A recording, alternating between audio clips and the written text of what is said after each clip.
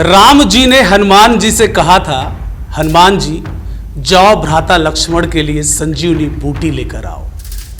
हनुमान ने बहुत तलाश किया, जब समझ नहीं आया कि कौन सी बूटी संजीवनी है तो पूरा का पूरा पर्वत ही उठाकर लेकर आ गए राम जी के आदेश पर। ऐसा ही कुछ अब देखने को मिला जब पाकिस्तान के आतंकियों ने 22 अप्रैल को पहलगाम घूमने आए 26 निहत्तों को धर्म पूछकर गोली मार दी थी। पत्नी के सामने जब उसी के पति को आतंकियों ने गोली मार दिया तो एक पत्नी फरियाद करती है आतंकियों से, मुझे भी गोली मार दो। तब दरिंदों की तरफ से जवाब आया, जाओ और मोदी को बता दो। जब ये कायराना हरकतें आतंकी कर रहे थे भारत के अंदर कश्मीर में, तब देश के प्रधानमंत्री नरेंद्र मोदी इस्लामिक मुल्क सऊदी अरब में। जैसे उनको इस घटना के बारे में पता चला, उन्होंने अपने दौरे को रद्द कर दिया और भारत वापस लौट आए। जब पूरा देश मातम मना रहा था, जब देश गुस्सा दिखा रहा था, जब देश में उबाल था, दो शख्स बिल्कुल शांत थे। एक देश के पीएम नरेंद्र मोदी, दूसरा उनके हनुमान अजीत डोभाल।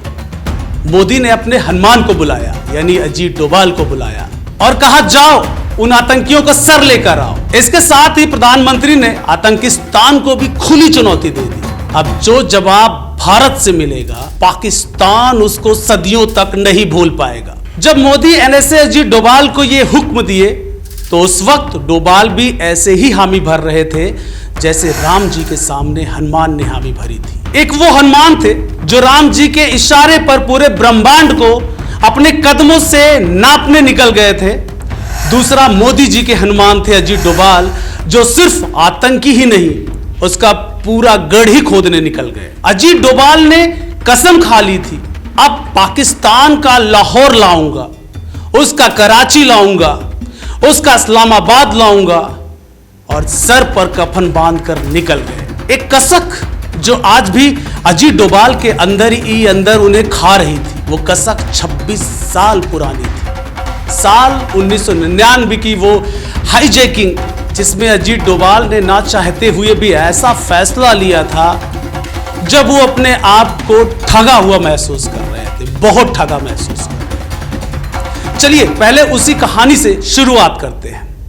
दरअसल हुआ यह था कि 24 दिसंबर साल 1999 का वो दिन था जब हाईजैकिंग कांड हुआ था। उस वक्त काठमांडू से लखनऊ आ रही फ्लाइट को आतंकियों ने अगवा कर लिया था और बंदूक की नोक पर कंधार ले गए थे।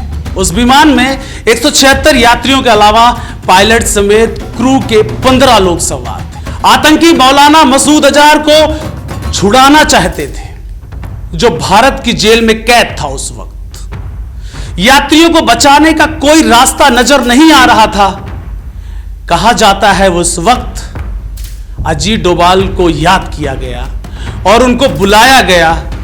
तब एनएसए अजीत डोभाल ने नेगोशिएशन किया था। ना चाहते हुए भी भारी मन से आतंकी मसूद अजहर को छोड़ना पड़ा था। तब उन्होंने इसके गुनाहगारों को जहन्नुम पहुंचाने की कसम खाई थी। तब से लेकर आज तक एक गुस्सा और बदले की भावना अजीत के दिल और दिमाग में पल रही थी। एक चिंगारी अब शोलों में बदल चुकी थी। आखिरकार वो दिन भी आ गया जब अजीत डोभाल को, यानी मोदी जी के हनुमान को याद फिर से किया गया और कहा गया, जाइए जाकर बता दीजिए ये 26 साल पहले वाला भारत नहीं है, ये नया भारत है, ये मोदी योगी का भारत है। आज 26 साल पुराना अजीत डोभाल का वो संकल्प भी पूरा हो गया जब खबर आई कि ऑपरेशन सिंदूर में IC-814 कंधार हाईजैकिंग का मास्टरमाइंड राउफ अजहर मार गिराया गया है। पाकिस्तान में आतंकी ठिकानों पर भारत के ऑपरेशन सिंदूर में भारत के राष्ट्रीय सुरक्षा सलाहकार एनएसए अजीत डोभाल की बड़ी भूमिका रही है।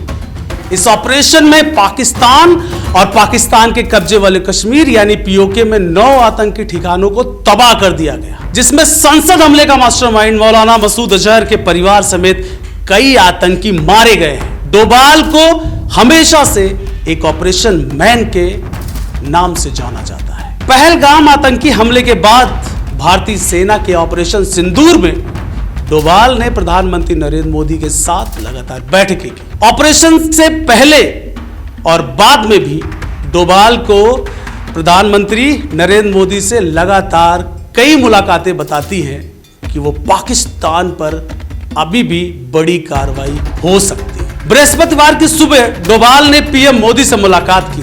इसके बाद की खबरें आई कि पाकिस्तान ने भारत के सैन्य ठिकानों पर हमले की कोशिश, जिसे भारत ने अपने सुदर्शन चक्र यानी S-400 से नाकाम कर दिया। पाकिस्तान का made in China HQ-9 air defence system तबाह हो गया।